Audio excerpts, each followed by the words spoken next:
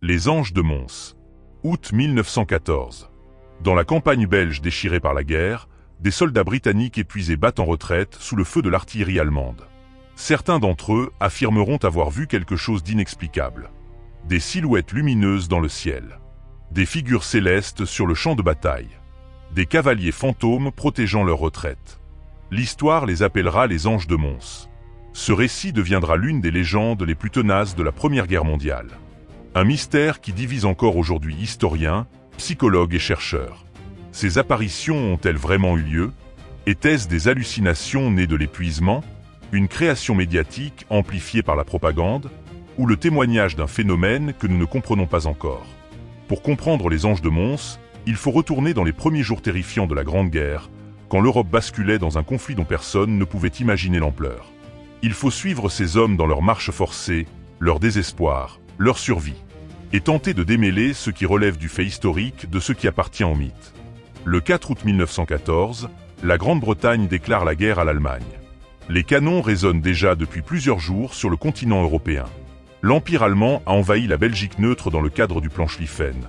Cette stratégie audacieuse qui vise à écraser rapidement la France avant de se retourner contre la Russie. Les troupes du Kaiser avancent avec une vitesse terrifiante à travers les plaines belges. Le corps expéditionnaire britannique, le British Expeditionary Force ou BEF, traverse la Manche en urgence. C'est une armée professionnelle de moins de 100 000 hommes, petite en comparaison des masses mobilisées par la France et l'Allemagne. Mais ce sont des soldats aguerris, disciplinés, entraînés au tir rapide avec leurs fusiliers en field. Ils sont commandés par le maréchal Sir John French, un officier de cavalerie au tempérament impulsif. Le BEF se déploie dans le nord de la France, près de la frontière belge, pour couvrir le flanc gauche de l'armée française. Les soldats britanniques ne savent pas encore qu'ils sont sur le point d'affronter une force allemande 3 fois supérieure en nombre. L'état-major ignore l'ampleur exacte de l'offensive ennemie. Les reconnaissances aériennes sont primitives. Les renseignements parcellaires. Le 23 août 1914, les avant-gardes britanniques prennent position autour de Mons, une ville minière belge traversée par le canal du Centre. Les unités s'installent le long des berges, dans les maisons de briques rouges, derrière les terrils. L'atmosphère est tendue. Les officiers scrutent l'horizon. Des réfugiés belges fuient vers l'ouest en charrettes surchargées, portant avec eux des récits terrifiants sur l'avancée allemande. À l'aube, le bombardement commence. L'artillerie allemande martèle les positions britanniques avec une intensité que personne n'avait anticipée. Puis viennent les fantassins, des vagues grises progressant en formation serrée à travers les champs et les rues. Les fusiliers britanniques les fauchent avec une efficacité mortelle. Leur cadence de tir est si rapide que les Allemands croient faire face à des mitrailleuses. Mais les obus continuent de pleuvoir. Les munitions commencent à manquer. Et surtout, les Allemands débordent les flancs britanniques par le simple poids du nombre. Vers midi, la réalité devient évidente. Le BEF est en danger d'encerclement. L'armée française à sa droite a déjà commencé à reculer. Le maréchal French donne l'ordre de retraite. Ce sera l'une des plus longues et des plus éprouvantes marches forcées de l'histoire militaire britannique. Les soldats abandonnent leur position et commencent à refluer vers le sud. Ce n'est pas une déroute, mais une retraite organisée, menée avec une discipline remarquable compte tenu des circonstances. Mais l'organisation ne suffit pas à effacer l'épuisement. Les hommes marchent sous le soleil doux, équipés de leur équipement complet pesant plus de 30 kg. Fusils, munitions, pactages, casques, gamelles. Tout doit être conservé malgré la fatigue qui s'accumule. La chaleur est écrasante. Les routes pavées renvoient la lumière comme des miroirs brûlants. Les colonnes progressent dans la poussière soulevée par des milliers de bottes. L'eau potable devient rare. Les hommes boivent dans les mares, les fossés, parfois dans des puits contaminés. La dysenterie se propage. Les pieds gonflent dans les brodequins. Certains soldats commencent à marcher pieds nus, laissant des traces sanglantes sur les pavés. Les nuits n'apportent aucun repos. L'arrière-garde doit maintenir le contact avec l'ennemi pour ralentir sa progression. Des combats d'arrière-garde éclatent régulièrement. Le Mans, le Cateau, Néry. Chaque affrontement coûte des vies mais gagne des heures précieuses.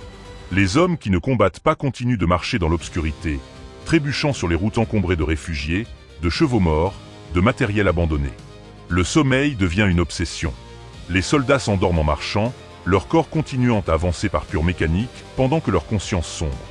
Des témoignages décrivent des hommes qui s'effondrent soudainement, terrassés par l'épuisement. D'autres parlent de compagnons qui marchent en état de somnambulisme, les yeux ouverts mais l'esprit absent. Les officiers doivent secouer leurs hommes pour les maintenir éveillés. Certaines unités perdent un tiers de leurs effectifs non pas au combat, mais simplement par épuisement, les traînards étant capturés ou s'écroulant sur le bas-côté. Les conditions psychologiques sont aussi dévastatrices que les conditions physiques. Ces hommes ont vécu leur baptême du feu dans des circonstances terrifiantes.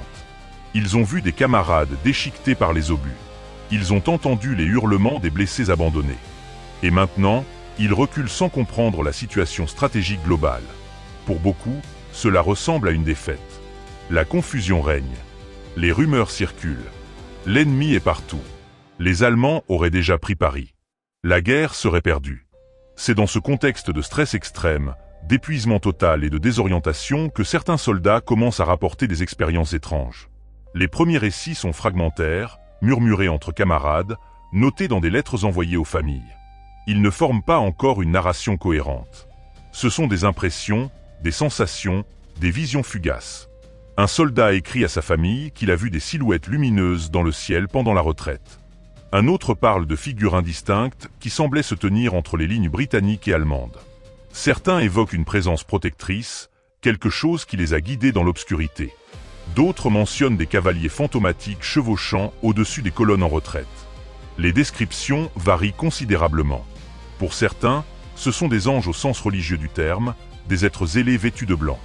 D'autres parlent d'archers médiévaux, de chevaliers en armure, de soldats d'une autre époque.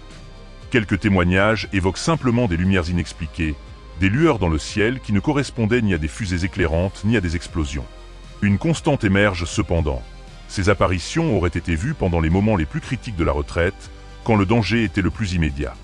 Un récit particulièrement détaillé provient d'un brigadier qui affirme avoir vu une ligne de silhouettes translucides se former entre son unité et les Allemands qui les poursuivaient. Selon lui, les soldats ennemis se seraient arrêtés brusquement, comme s'ils avaient vu quelque chose d'effrayant, permettant aux Britanniques de gagner du temps.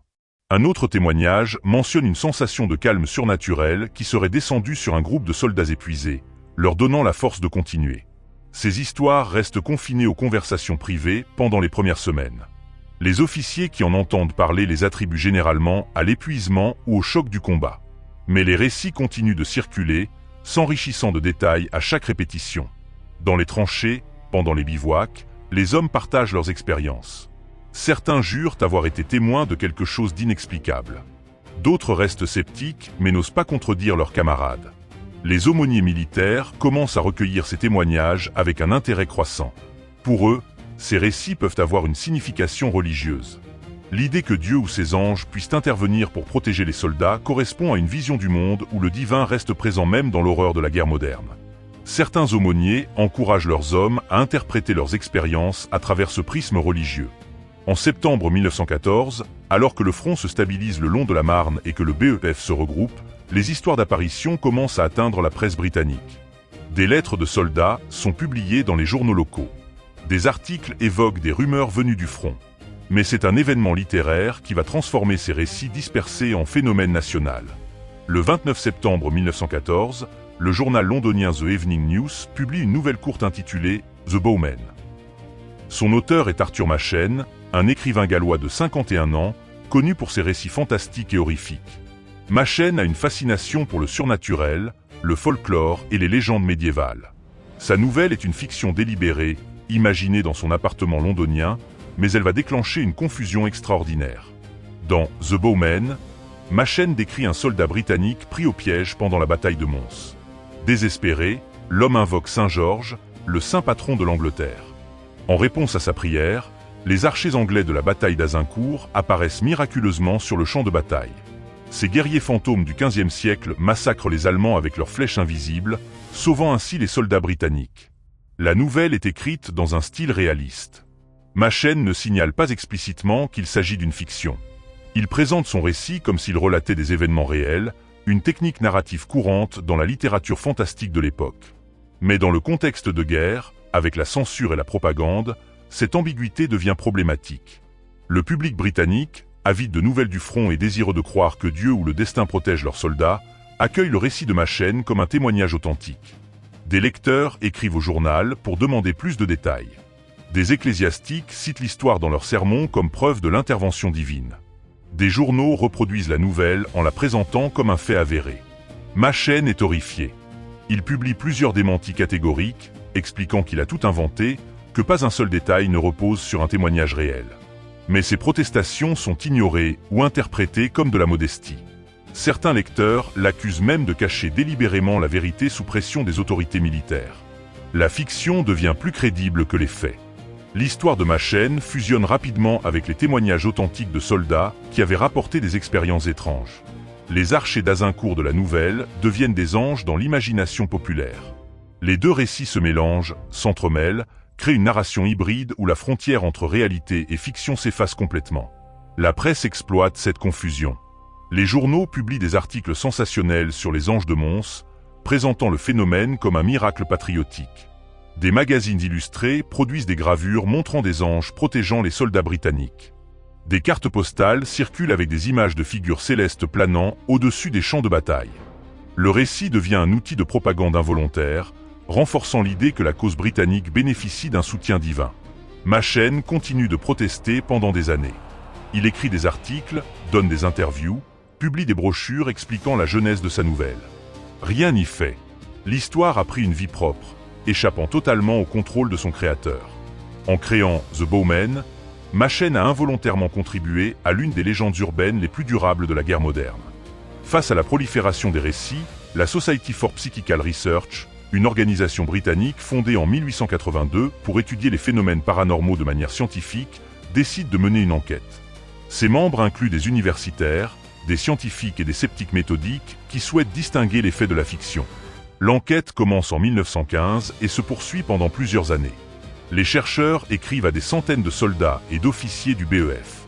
Ils contactent les aumôniers militaires, les médecins de campagne, les correspondants de guerre.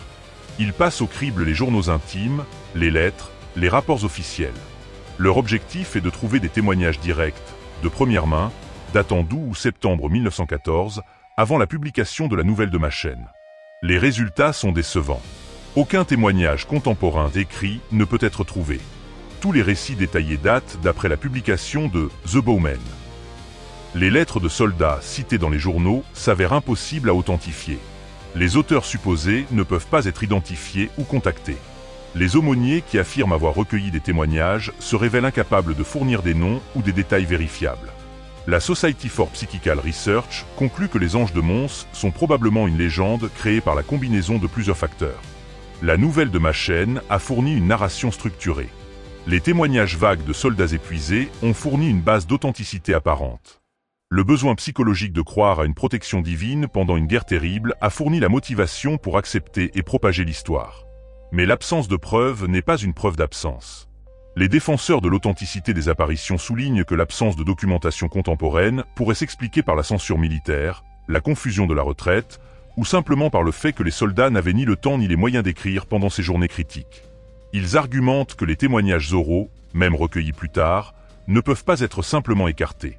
Des officiers respectés affirment avoir entendu des récits d'apparitions directement de leurs hommes. Un général mentionne dans ses mémoires que plusieurs de ses soldats lui ont parlé de visions protectrices. Des infirmières rapportent que des blessés évacués de Mons parlaient d'expériences extraordinaires. Ces témoignages indirects ne constituent pas des preuves solides, mais ils suggèrent que quelque chose, même s'il ne s'agissait que d'hallucinations partagées, a pu se produire. Le débat devient rapidement polarisé. Les sceptiques accusent les croyants de naïveté et de pensée magique. Les croyants accusent les sceptiques d'arrogance rationaliste et de refus d'envisager des possibilités au-delà du matérialisme strict. La vérité historique se retrouve prise entre ces deux camps, difficile à établir avec certitude près d'un siècle plus tard. Si l'on écarte l'hypothèse d'une intervention surnaturelle, comment expliquer que des soldats aient pu rapporter de telles expériences? La science moderne offre plusieurs pistes d'explication qui n'existaient pas en 1914. La privation de sommeil extrême produit des effets neurologiques documentés. Après 48 heures sans repos, le cerveau humain commence à produire des hallucinations hypnagogiques, ces visions qui surviennent à la frontière entre veille et sommeil. Les soldats de Mons avaient marché pendant 5 jours avec peu ou pas de sommeil. Leur cerveau épuisé aurait pu générer des perceptions visuelles sans stimuli réels. Ces hallucinations peuvent être étonnamment détaillées et convaincantes pour celui qui les expérimente. Le stress de combat intense déclenche également des réactions neurologiques particulières. L'adrénaline, le cortisol et d'autres hormones inondent le système. La perception temporelle se distord. Les souvenirs deviennent fragmentés. Dans certains cas, le cerveau peut créer des images apaisantes ou protectrices comme mécanisme de défense psychologique. Un soldat confronté à une menace mortelle pourrait littéralement voir ce qu'il a besoin de voir pour continuer à fonctionner. La déshydratation sévère et la malnutrition, combinées à l'exposition prolongée à la chaleur, peuvent provoquer des états confusionnels. Les soldats buvaient de l'eau contaminée, mangeaient irrégulièrement, marchaient sous un soleil doux avec un équipement lourd. Les déséquilibres électrolytiques qui en résultent affectent le fonctionnement cérébral et peuvent produire des distorsions perceptuelles.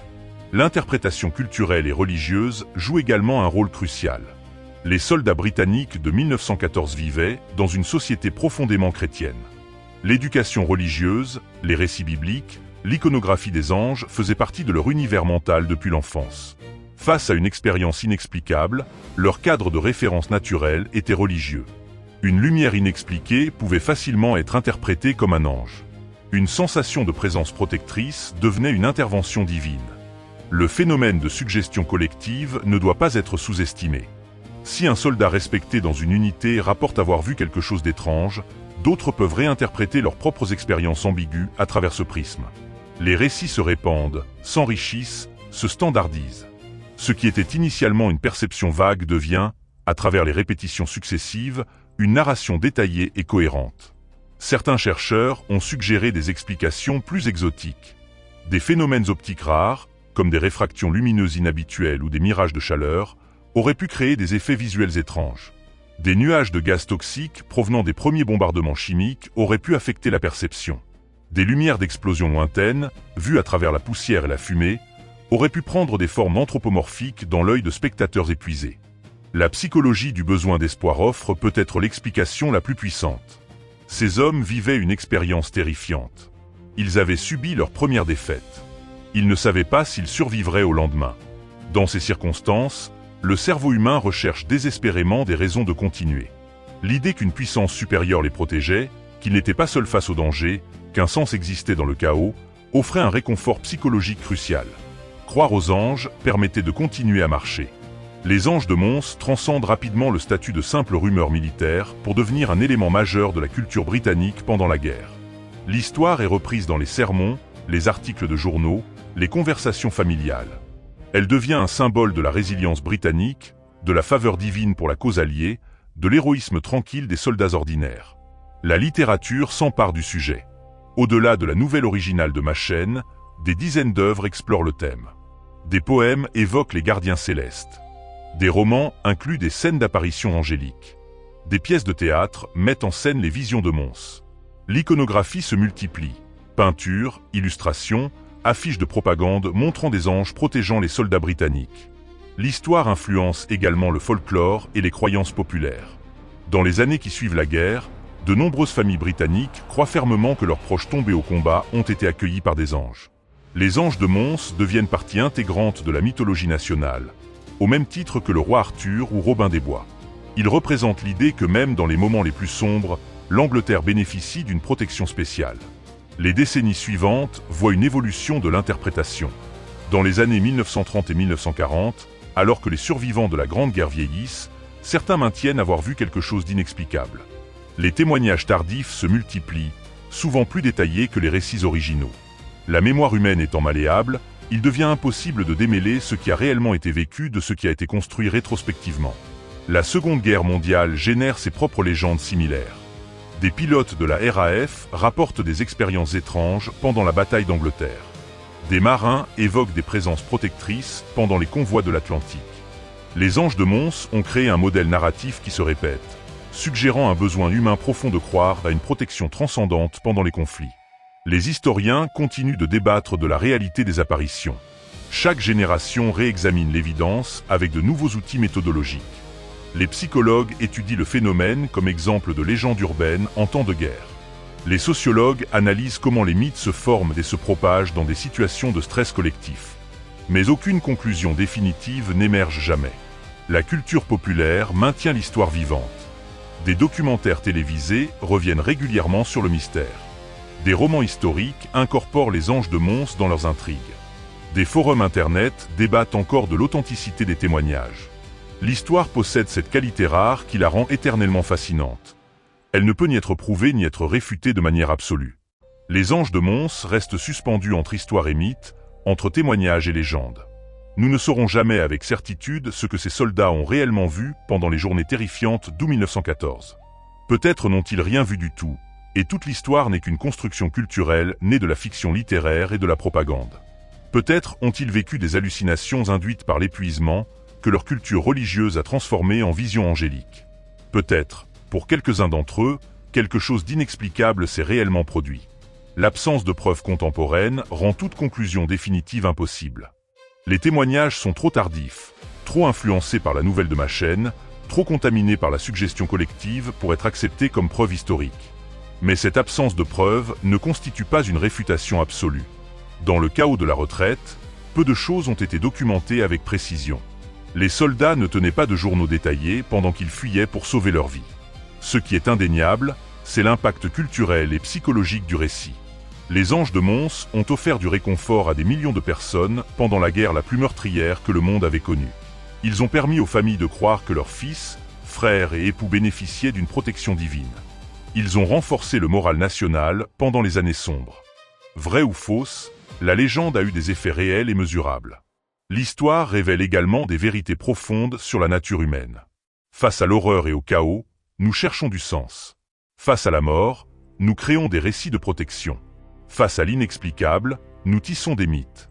Les anges de Mons incarnent notre besoin de croire que nous ne sommes pas seuls dans les moments de crise extrême, que quelque chose de bienveillant veille sur nous, que le mal et la souffrance peuvent être contrebalancés par une force supérieure. Plus d'un siècle après les événements, la légende persiste. Elle continue d'inspirer des artistes, de fasciner des chercheurs, de nourrir des débats.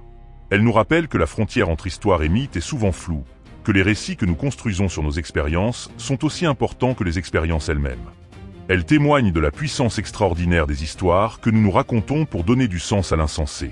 Les anges de Mons appartiennent désormais à cette catégorie rare de légendes modernes qui transcendent leur origine. Ils ne sont plus simplement un épisode controversé de la Première Guerre mondiale. Ils sont devenus un symbole, une métaphore, une question sans réponse. Ils nous demandent ce que nous choisissons de croire face à l'incertitude. Ils nous interrogent sur la nature de la réalité, de la perception, de la mémoire. Peut-être que la véritable signification des anges de Mons n'est pas de savoir s'ils étaient réels, mais de comprendre pourquoi nous avons tant besoin qu'ils le soient.